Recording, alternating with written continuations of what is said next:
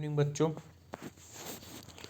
जैसा कि मालूम है हम लोग क्लास 9th की ज्योग्राफी फॉलो कर रहे हैं। चैप्टर नंबर 5 बच्चों। इस चैप्टर को मैंने स्टार्ट कर दिया है बच्चों, और कल एक इसका इंट्रोडक्टरी वीडियो पार्ट 1 मैंने अपलोड किया था बच्चों। हम लोगों ने पार्ट 1 में पढ़ा कि किस तरह से भारत एक विभिन्नताओं से भरा देश है, ख़ास तौर से प्राकृतिक वनस्पति के मामले में और जंगली जीव जंतुओं के बारे में। बहुत तरह के पेड़ पौधे, बहुत तरह की प्रजातियां, स्पीसीज हमारे देश में पाई जाती हैं। और हम लोगों ने कल ये भी डिस्कस किया था कि नेचुरल वेजिटेशन क्या होता है, वेजिटेशन क्या होता है। आज हम लोग बच्चों डिस्कस करेंगे कि भारत में जो इतनी डाइवर्सिटी है फ्लोरा और फाना की, फ्लोरा यानी पेड़ पौधों और फाना यानी जंगली जीव जंतुओं की, जो इतनी डाइवर्सिटी है, विभिन्नता है, क्यों ऐसा क्यों है, क्यों इतनी विभिन्नता है, बहुत तरह तरह के पेड़ पौधे या तरह तरह के जीव जंतु क्यों पाए जाते हैं, खास तौर से पेड़ पौधे। तो बच्चों, जो फैक्टर हैं यानी जो कारक हैं, अब बच्चों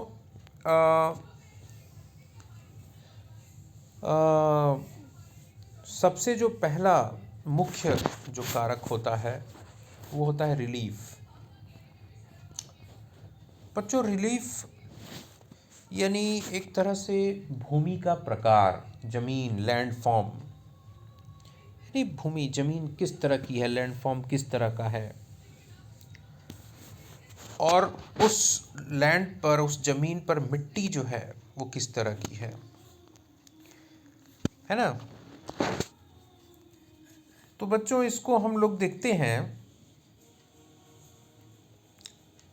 सबसे पहले land, line by line follow करते हैं।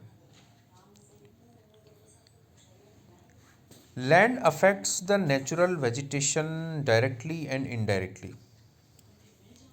Do you expect the same type of vegetation in mountainous, plateau and plain areas or in dry and wet regions?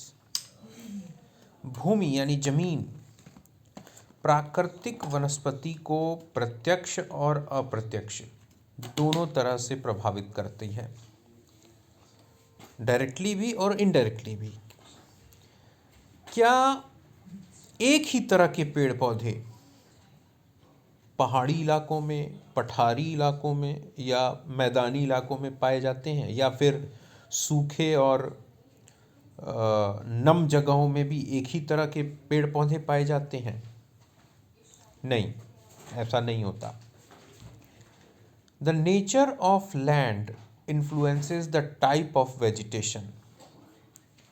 किस तरह की भूमि है, किस तरह की जमीन है, वो इस बात को निश्चित करती है कि वहाँ पर किस तरह की प्राकृतिक वनस्पति होगी। The undulating and rough terrains are areas where grassland and woodlands develop and give shelter to a variety of wildlife. ऊंची नीची उबड़ खाबड़ जमीन, घास के मैदान, घास वाले इलाके, जंगल, ये जंगली जीव जंतुओं को आश्रय देते हैं। तरह तरह के प्राणी, तरह तरह के जंगली जानवरों को आश्रय देते हैं। तो भूमि का जो प्रकार होता है वो निश्चित करता है बच्चों किस तरह का पेड़ पौधा होगा। पहाड़ी इलाकों में अलग तरह के पेड़ पौधे होते हैं, पठारी इलाकों में, प्लेटू एरियाज में अलग तरह के, और जो मैदानी इलाके हैं वहाँ पे अलग तरह की। बच्चों, रिलीफ में जो दूसरा मेन फैक्टर होता है वो होता है सॉइल यानी मिट्टी। मिट्टी किस तरह की है, मृदा, मिट्टी किस तरह की है। The soils also very over space, मिट्टी भी तरह तरह की होती है हर जगह। भारत की बात कर रहे हैं हम लोग, तो भारत में एक तरह की मिट्टी, एक तरह की मृदा नहीं पाई जाती। अलग अलग जगह में अलग अलग तरह की मिट्टी पाई जाती है बच्चों। Different types of soil provide basis for different types of vegetation. अलग अलग तरह की जो मिट्टी होती है वो एक आधार प्रदान करती है अलग अलग तरीके की वनस्पति पेड़ पौधों के लिए।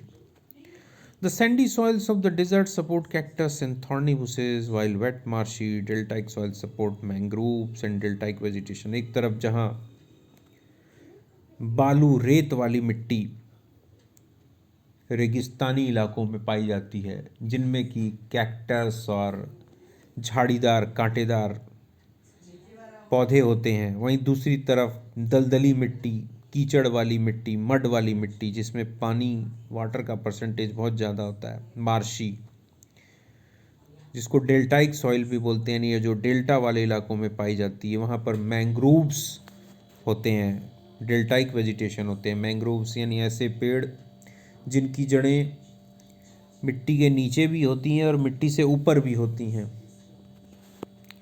वहीं the hill slopes with some depth of soil have conical trees, और वहीं जो पहाड़ी जो ढलान वाले इलाके होते हैं, जो पहाड़ी ढलान होती है जिस पे कि मिट्टी की गहराई बहुत कम होती है, वहाँ पर कॉनिकल ट्रीज, कोन शेप वाले पेड़ पाए जाते हैं।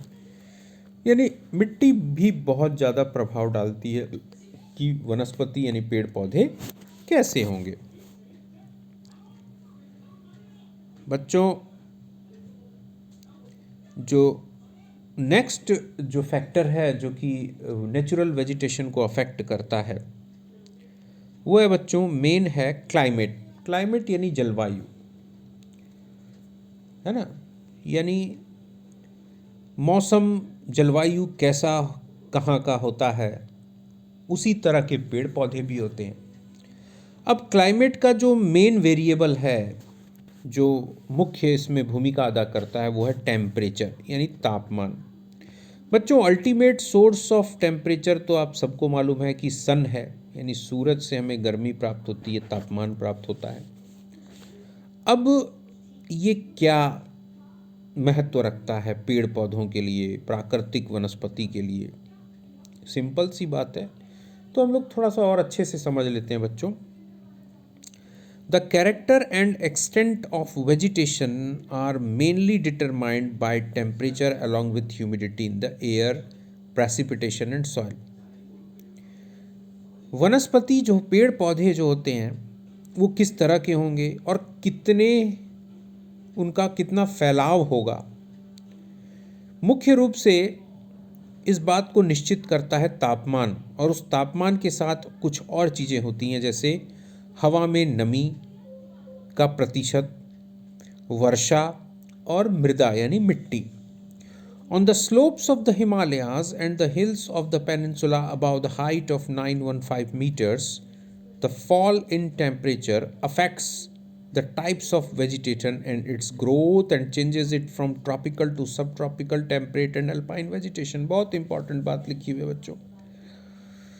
हिमालय के ढलान वाले यानी हिमालय पर्वत हैं, उसके स्लोप्स में, उसकी ढलानों में, या फिर जो हमारा प्रायद्वीपीय पठारी इलाका है भारत का, उसके पहाड़ी इलाकों में 915 मीटर की से ऊपर की ऊंचाई में, 915 मीटर ऊपर, जहाँ की तापमान कम होता है, टेम्परेचर कम होता है, यानी ठंड ज़्यादा होती है, वहाँ पर पेड़ पौधे भी उसी प्रकार के होते हैं। जैसे जैसे हम ऊंचाई पे जाते जाएंगे, पेड़ पौधों का जो प्रकार है वो बदलता जाएगा। निचले इलाकों में आपको ट्रॉपिकल रीजन वाले पेड़ पौधे मिलेंगे। थोड़ा सा ऊपर जाएंगे, हाइट आप थोड़ा सा और एल्टीट्यूड हाइट बढ़ेगी, ऊंचाई बढ़ेगी, तो सब ट्रॉपिकल टेम्परेट तरह के पेड़ पौधे मिलेंगे।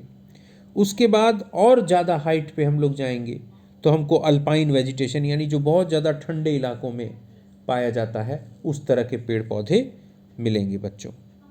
यानी बच्चों एक नियम है कि हर 165 मीटर ऊंचाई पर 1 डिग्री तापमान 1 डिग्री सेल्सियस टेम्परेचर रिड्यूस हो जाता है, डिक्रीज यानी कम हो जाता है। तो इसलिए आप जब ऊंचाई वाले थोड़ा मतलब पहाड़ी इलाकों में आप जाते हैं तो टेम्परेचर कम रहता है, यानी ठंडा हो रहता है मौसम।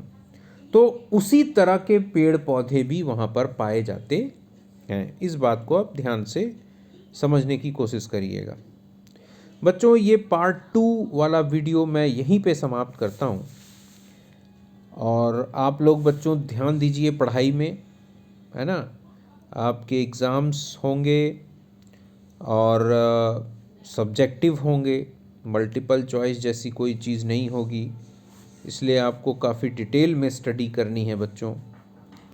तो मेरी बेस्ट विशेज़ हैं आपको हमेशा, लगातार आप अच्छे से अच्छा पूरी मेहनत से, ये समय एग्ज़ाम का है, सब कुछ भूल करके आप एग्ज़ाम की तैयारी करिए। ओके बच्चों, फिर मैं पार्ट 3 आपके लिए कल लाऊंगा। तब तक के लिए गुड नाइट।